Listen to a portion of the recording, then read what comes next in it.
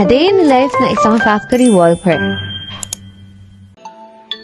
Siyempre, ayan, gigising na naman yung alarm clock natin.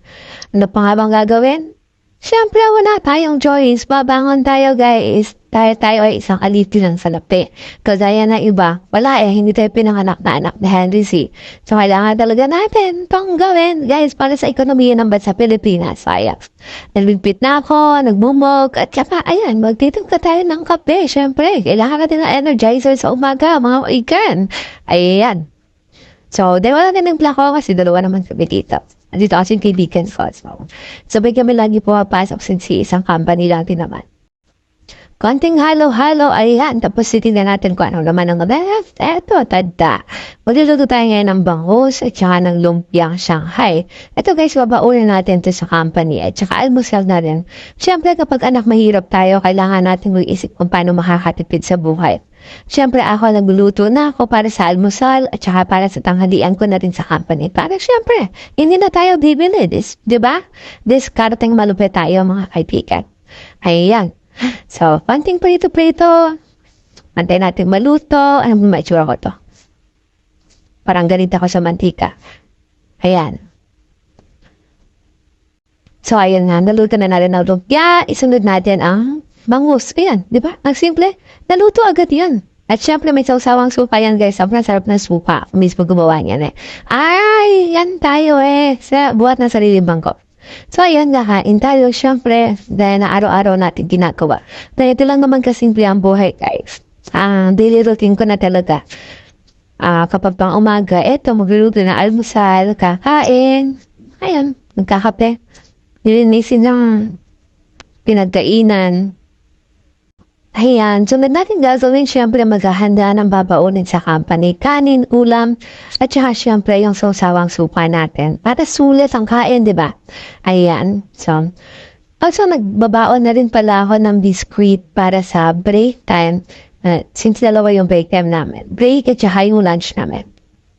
Para hindi na tayo bibili, kailangan natin na diskarte talaga sa buhay para hindi tayo masyadong kumagastos ng ang sobra.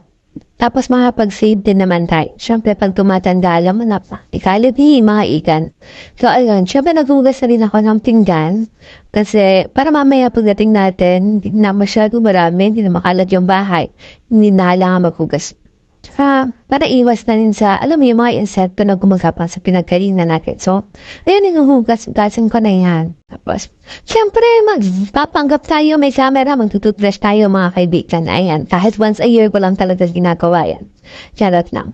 Pero ayun, since matagal-tagal pa ito, kwentuhan ko na lang kayo. So, ano nga pala ang trabaho ko? Factory worker dito sa Laguna. Ayan. Tapos, ilang taon na ba akong factory worker dito sa Laguna? Dito sa current company ko, 2 years na ata. So, ayan nga pala, life update mga ikan, maliligo ako. First time sa taong to na maliligo ako. Pero parang hindi ako naligo. Kasi tignan nyo naman guys, nakabihis ako agad. Siyempre, fast forward natin yan, baka maboring kaya. Saka may makita kayo, hindi maganda. Pagpati yun, binidyohan ko pa, diba? So, ayan guys. Konting lipstick, konting lagay ng kung anik-anik sa mukha. Siyempre, mapapaganda tayo. Company yan, guys. Hindi tayo pwedeng humarap sa tao na mukha tayong zombie. Ayan. So, ayan nga, guys. Ayan nga pala yung kaibigan kong sabi ko sa inyo kasama ko dito sa bahay. Yan ang laging kabordagulan ko sa umaga. At saka, ayan, guys. Ito ang ginagawa namin. Sabi namin nag-aayos. Sabi na rin kami papasok mamaya. Dito lang naman kasimple yung buhay ko bilang factory worker. Maglilinis ako ng tainga. Siyempre, alam mo na ginagawa natin sa company habang nagkatrabaho, diba? Nakikinig ng mga chismis, bali-balita sa mga kamarites natin dyan. So, ayun no. Chat lang, guys. So, ayan, supply na ng konti.